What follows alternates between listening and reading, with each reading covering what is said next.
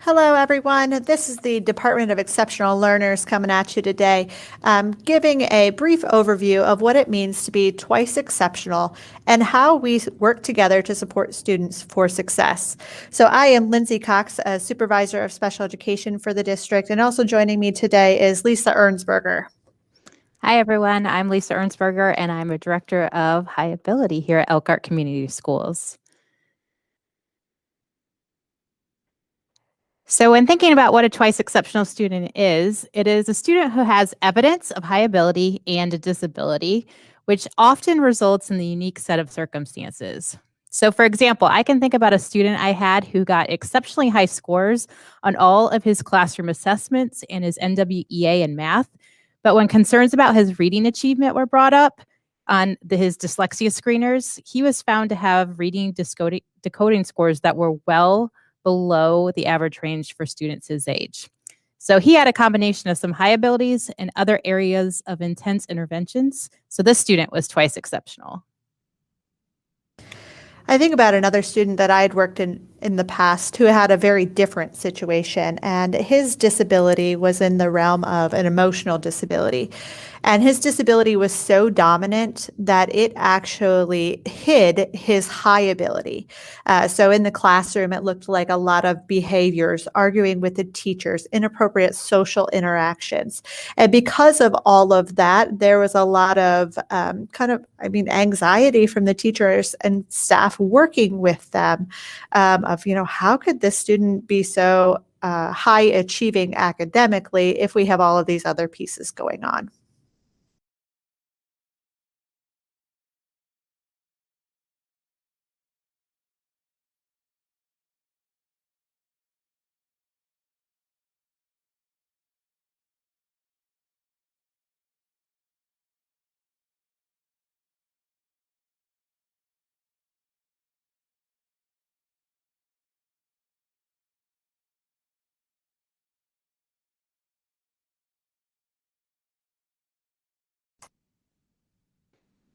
So how many twice exceptional students are there? No one really knows. Twice exceptional individuals are found within every socioeconomic, cultural, racial, and ethnic population, and are probably the most under-identified populations in our schools. From the high ability end, kind of like Lindsey mentioned, these kids may go unnoticed for special education services or vice versa for high ability services. Oftentimes, when we think about these as a high ability student, they'd be what we consider an underachiever due to some perceived laziness, motivation issues, or low self-esteem. So most of the time, these kids do relatively well maintaining grade level expectations until the curriculum gets a bit more rigorous. And that often happens maybe in those middle years to middle school to high school.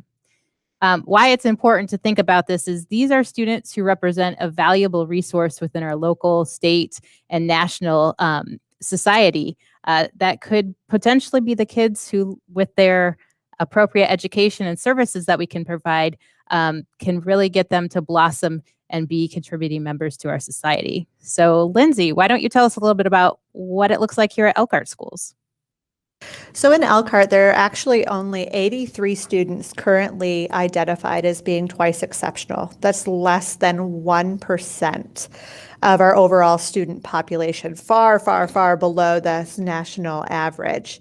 So when we look at those, we break it down a little bit further, and most of those students who are identified as twice exceptional do qualify as students with individualized education plans, so actually for special education.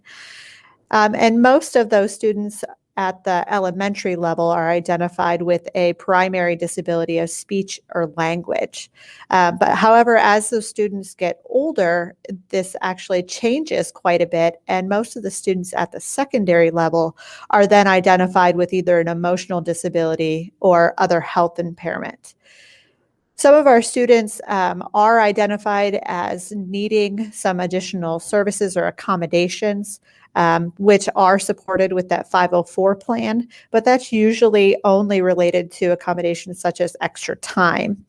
As a district, just not having a strong understanding of what it means to be twice exceptional and how to support those students could be a part of why we are so under-identified at this time.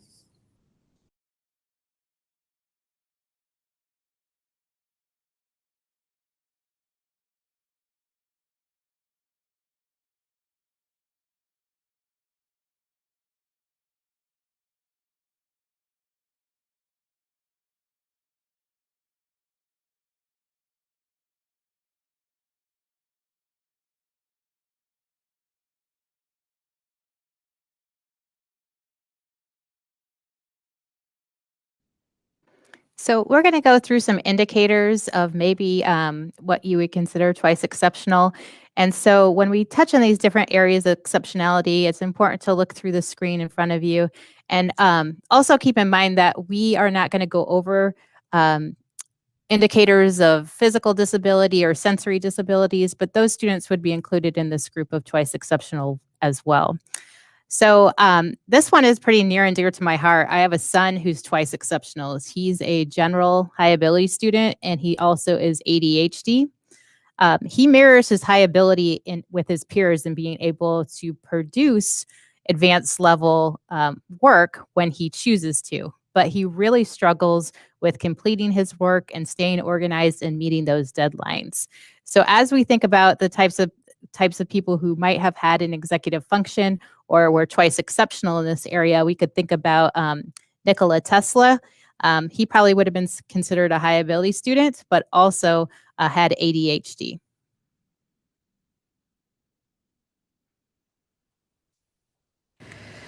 So, beyond executive functioning, another area that we can kind of help identify students who are twice exceptional is when we are talking about academics. And so, there are kind of a couple key factors or concerns that come up that might give us insight that this student actually might be twice exceptional. So we oftentimes in our classrooms, be having normal classroom discussions, and there might be some surprising insights or questions from a child that you don't expect it to come from. That actually might be an indicator that the student is twice exceptional. Another common thing that we see with students who are twice exceptional is they have strong skills, but have a very difficult time expressing or explaining what they did or how they got it. I often think about this in math when we have students who have high level math problem solving skills, but then when you ask them how they got their answer or why it makes sense, you get an answer like, it just is. That's what I got. So those are just some things that you can look for when you're focusing on academics that might be a trigger. We are looking at a student who is twice exceptional. Yeah, and some other ones would be the personality or communication concerns. Sometimes, so actually, one of the most often mislabeled is an ED student, but maybe they're really a high ability student, or they could be both. These are often students who have disruptive behaviors or maybe inappropriate behaviors. The idea of humor is pretty prevalent in that they might laugh out loud at things that their age level peers don't understand yet or don't think funny. Or sometimes as they get older, they use humor or are kind of a jokester to divert attention to something else. If we think about the movie A Beautiful Mind, where Russell Crowe portrays John Nash, who's a brilliant mathematician, he would be an example of a person who had both ED and was gifted. Additionally, these kids could be kids who are on the spectrum. They tend to have a great passion for acquiring new knowledge. Oftentimes, it's in one particular area, so they really have a strong focus there. But they could also have a variety of advanced skills in different areas. So I like to think about this type of twice exceptional as being like the Sheldon from Big Bang Theory.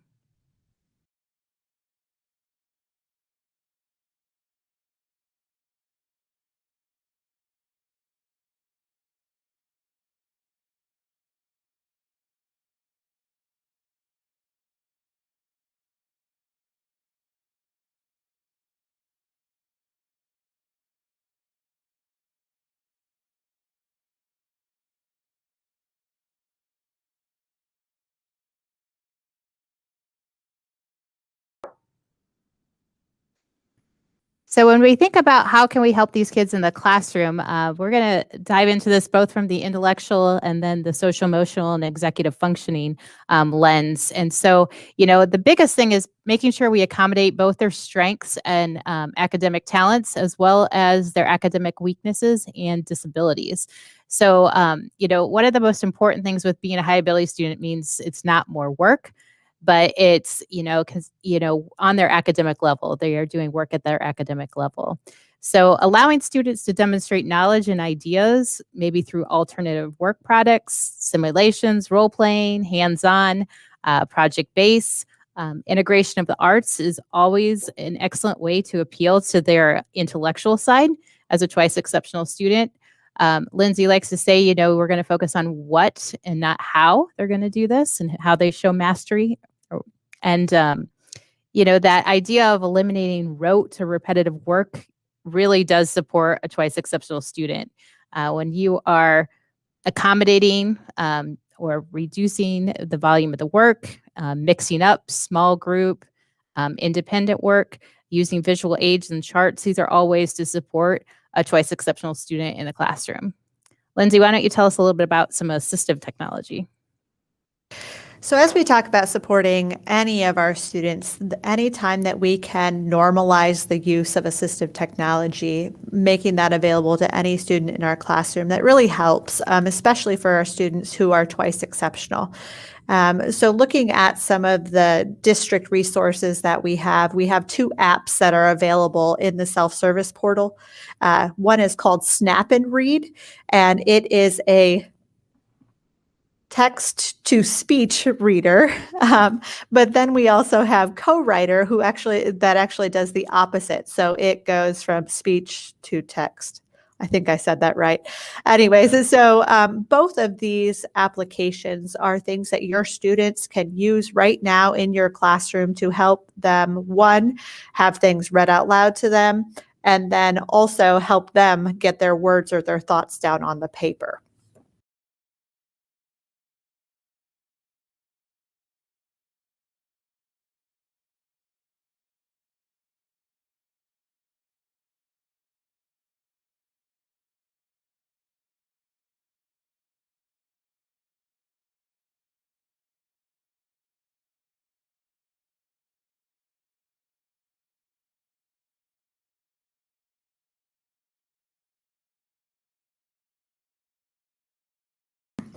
When we look at the social, emotional, and executive functioning side of students who are identified as twice exceptional, we have to be very explicit in the skills that we are teaching.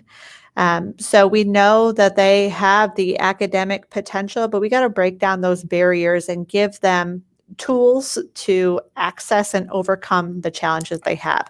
So things like study skills, organization, goal setting, and time management. When we think about the emotional side of it, also looking at that self-awareness and understanding so that they can be their own strong self-advocates. Oftentimes our students who are twice exceptional may need some additional emotional support. So still working on strategies with a school social worker or the counselors, giving them structured opportunities for peer involvement. We talked about our students who may have inappropriate social interactions. Well, setting them up in opportunities where they can learn appropriate skills effectively and truly use those in a setting will help them with the generalization and learning those skills moving forward.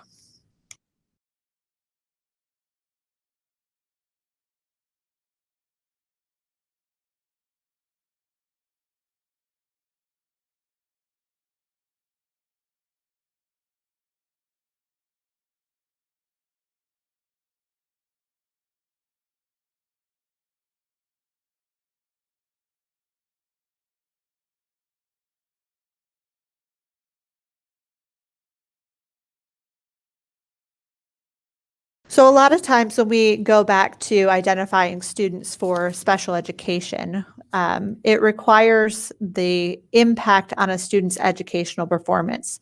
And historically, there's been a mindset that this is related to grades and standardized tests. But one thing that we want to make sure as moving forward, as we're having our case conference teams and we're reviewing our evaluation results to determine if a student qualifies for special education, that educational performance is not solely identified as grades and standardized tests, but truly think about how the student's abilities or disabilities, exceptionalities are affecting them educationally. And that could even be in a social emotional side as well.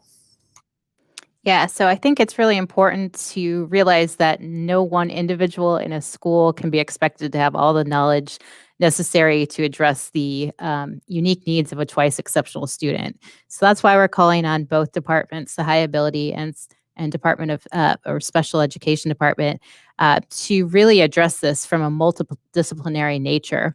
So for those IEP meetings, it's ideal to have all parties represented at the table to make sure we're monitoring and providing the services that are necessary for a twice exceptional student. So ideally, the IEP is not going to focus necessarily only on the areas of weakness, but also on providing access to those high ability services, and that their goals can support their advanced learner needs as well.